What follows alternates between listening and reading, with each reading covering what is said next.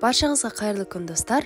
Бүгін сіздермен бірге морковь по-корейски салатын дайындайтын боламыз. Қазақша айтқанда сәбіз салаты.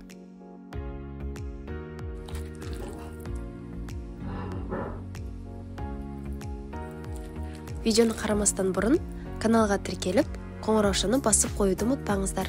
Сонда менің жаңа шыққан видеоларымды бірінші болып көре аласыздар.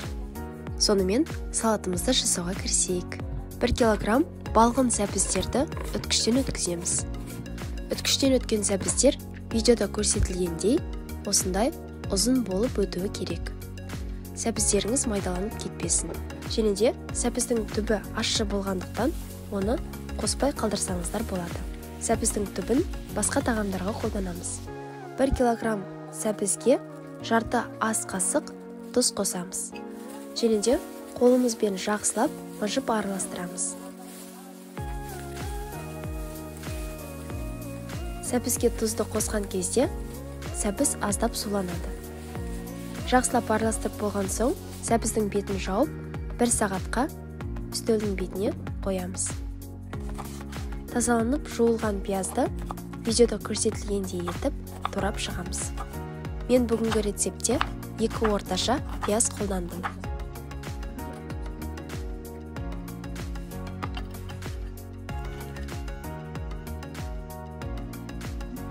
Таза құрғақ табаға күнжітті қуырып аламыз. Күнжітті қуырып болған соң, 3-4 ас қасық өсімдік майын қойып, пиязды орташа отта қуырып аламыз.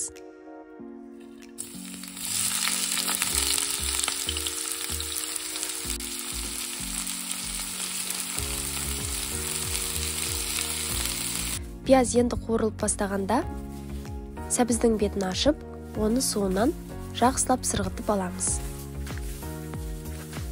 Салатыңыздың дәмді болып шыққанын қаласаңыз, міндетті түрде осылай сәбізге тұз салып, оны ащы суынан ажыратып алыңыз. Бірақ тұзды көп салуға болмайды. 1 килограмм сәбізге жарты ас қасық тұз жеткілікті.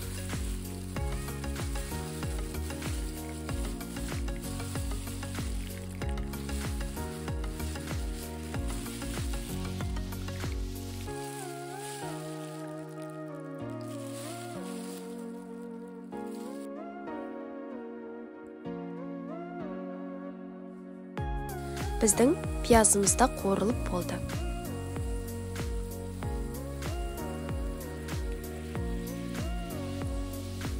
Сәбіздің артық суын алып тастаған соң, оған 1 шай қасық қуырылған күнжіт, 1 ас қасық қант, 1,5 шай қасық кориандр, жарты шай қасық паприка, қара және қызыл бұрыш саламыз. Дәмдеуіштердің үстінен ыстық қуырылған пиязды саламыз. Сонда дәмдеуіштердің иісі күшті шығатын болады. Оның үстінен 1 немесе 2 сарымсақты үткіштен өткізіп саламыз. 1 ас қасық толмаған көлемде соя тұздығын және 2 немесе 3 шай қасық сірке суын құямыз. Сірке суы, яғни уксус, міндетті түрде 70% болуы керек. Егер салаттың ащы болып шыққанын қаласаңыз, қызыл бұрыштың мөлшерін көбейтсеңіз болады. Дәмдеуіштердің барлығын салып болған соң, салатты қолмен жақсылап араластырамыз. Содан соң туралған укроп және 3-4 ас қасық суық су құямыз. Суық суды міндетті түрде құйыңыздар. Себебі сәбіздің ащы суын барлығын алып тастаған соң, ол солғын болып қалады. Ал солғын болып қалған сәбіз суық суды бірден өзіне сіңіріп алады.